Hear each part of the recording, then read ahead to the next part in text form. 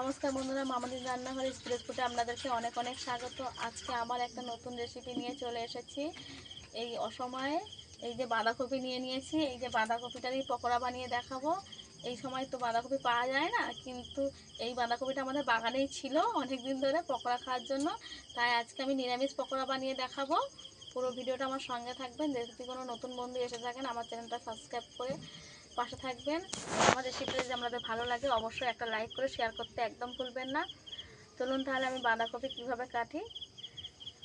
এখন পকোড়া কিন্তু আপনারা সন্ধেবেলা টিফিনেও বানিয়ে নিতে পারেন, কিংবা ভাত পাতেও খেতে পারেন। তাই বাঁধাকপিটা কেটে নেব।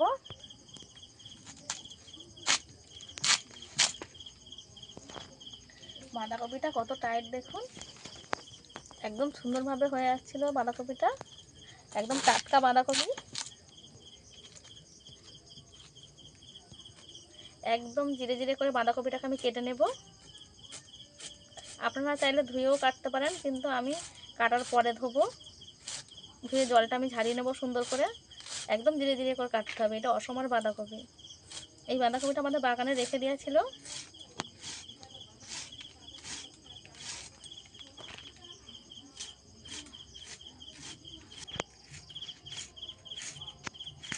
কপিটা আমি একদম ছোটো ছোটো চিকন চিকন করে কেটে নিয়েছি, একদম ঝুড়ি ঝুড়ি করে।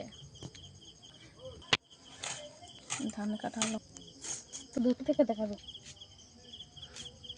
বাঁধাকপিগুলো আমি কেটে নিয়েছি। এই বাঁধাকপিটা হলেই আমার হয়ে যাবে। এই যে গামলিতে তুলে নিয়েছি, নেব।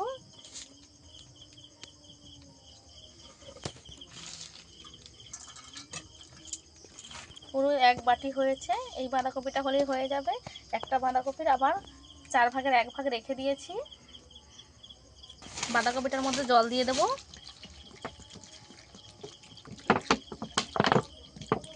বাঁধাকপিটা ভালো করে ধুয়ে নেব আমি।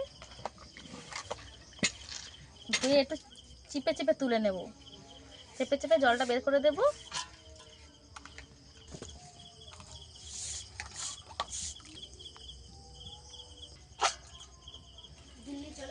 লবণ দিয়ে দেব। এটাকে ভালো করে আমি একটু চটকে মাখিয়ে দেব। যেহেতু এটা অসমার বাঁধাকপি, এটা দিয়ে একটু ভালো করে আমি চটকে চটকে মাখিয়ে দেব।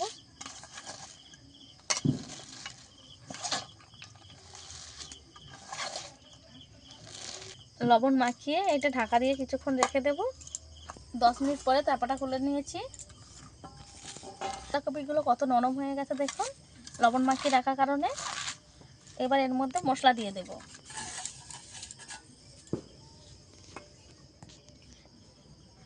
কুচো করে রাখা কাঁচা লঙ্কা দিয়ে দেব। 1 চামচ কালো জিরে দিয়ে দেব। আরও একটু অল্প দিয়ে দেব।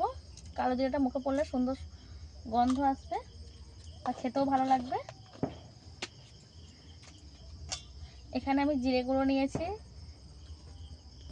জিরে গুঁড়ো, ধনে গুঁড়ো আর গরম মশলা গুঁড়ো একসঙ্গে দিয়ে দেব।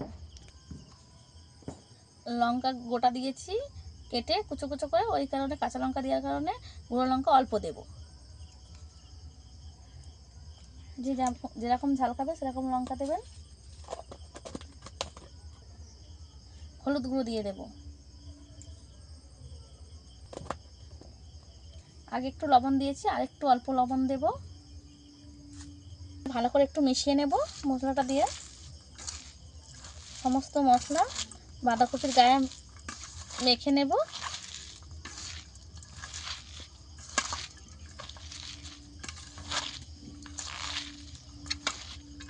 এটা তো ভালোভাবে আমার মাখা হয়ে গেছে।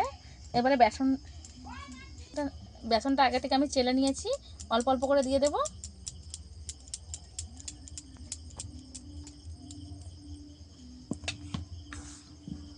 প্রথমে আমি অল্প করে বেসন দিয়ে একটু মেখে নেব।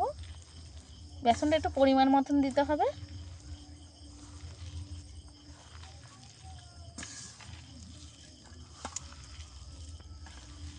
একটু শুকনো শুকনো করে মাখিয়ে নিচ্ছি।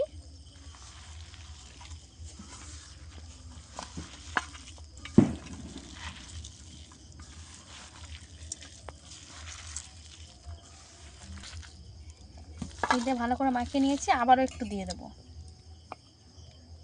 আবারও এতটা দিয়ে দেব, নেব। এর মধ্যে আমি কিন্তু কোনো জল দেব না।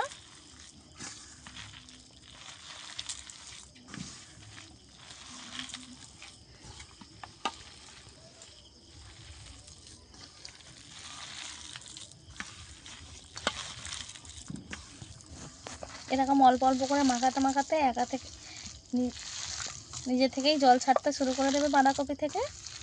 এই যে কত শুকনো দেখেছিলেন, এখন কত নরম হয়ে যাচ্ছে। এতে কিন্তু জল দেওয়া যাবে না, জল দিলে পাতলা হয়ে যাবে। এরকম টাইট টাইট করে একটু মেখে নিতে হবে।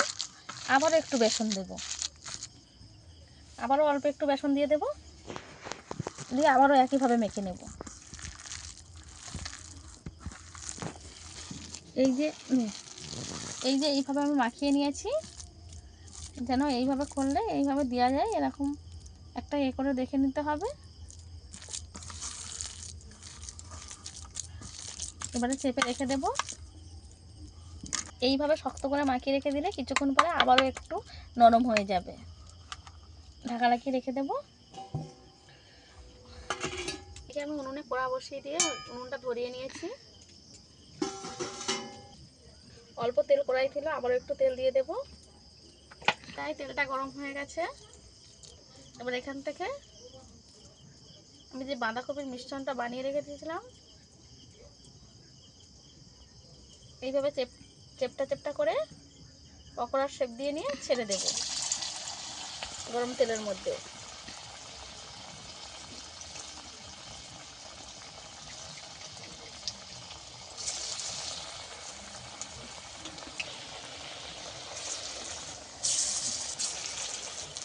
এক পিঠ উল্টে দেব।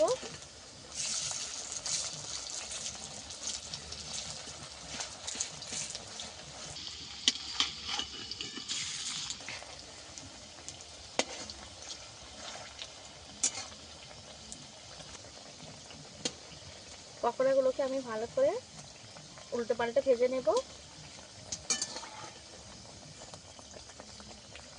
এগুলো প্রায় লাল লাল হয়ে ভাজা হয়ে গেছে। এবারে তুলে নেব এগুলোকে তেল ঝরিয়ে।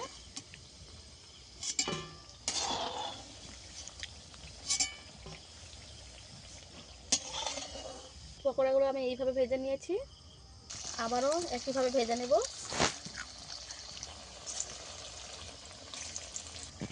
একইভাবে এইগুলোকেও ভেজে নেব। প্রথমে উল্টে দেব, দিয়ে একটু চেপে দেব।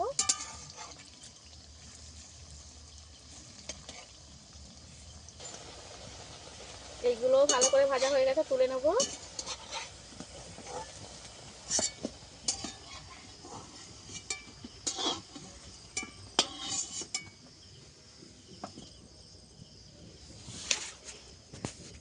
বাকি যেগুলো আছে আমি 3-4 ব্যাচে ভেজে নেব, নিয়ে আপনাদেরকে দেখাচ্ছি কেমন হয়েছে।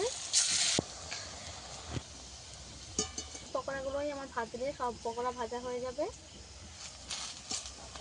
পকোড়াগুলো আমার রেডি হয়ে গেছে। এই পকোড়াগুলো ভেজে নিলেই আমার সব পকোড়া ভাজা হয়ে গেছে। এগুলো পকোড়াগুলো আমার ভাজা হয়ে গেছে, কেমন হয়েছে দেখিয়ে দেবো। একটা পকোড়া তুলে দেখিয়ে দেবো কেমন করে আমি ভেজেছি আর কেমন হয়েছে। এই যে কতটা মুচমুচে হয়েছে, আর ভেতরটাও কত সুন্দরভাবে সেদ্ধ হয়ে গেছে, সব কিছু ভালোভাবে হয়ে গেছে পকোড়াগুলো। কারা কারা এরকম বাঁধাকপির পকোড়া খেতে ভালোবাসেন অবশ্যই আমাকে কমেন্টে জানাবেন। আর এরকম নিত্য নতুন রেসিপি পাওয়ার জন্য আমার চ্যানেলটা সাবস্ক্রাইব করে আমার পাশে থাকবেন। আজকে ভিডিও এই পর্যন্তই, দেখা হচ্ছে নতুন কোনো ভিডিও নিয়ে।